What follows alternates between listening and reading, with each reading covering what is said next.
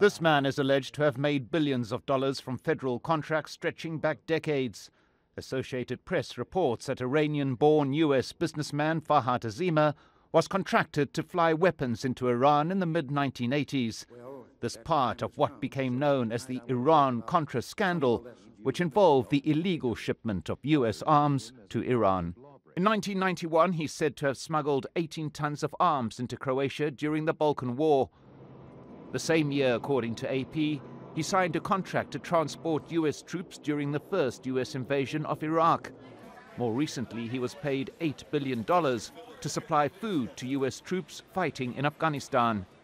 And in 2015, this document obtained by AP indicates he formed a company called Denks LLC with two partners said to be former CIA operatives and the journalist Jay Solomon.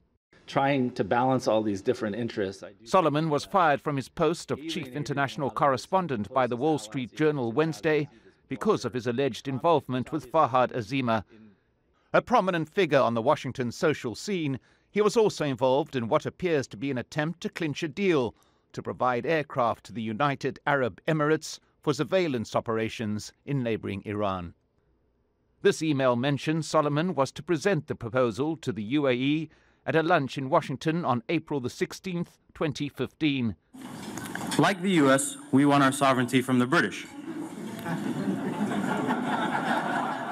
The ambassador then, and now regarded as one of the most influential men in Washington, Yusuf al-Otaiba, who's been spearheading a campaign to improve UAE's public standing in the US that has cost billions of dollars.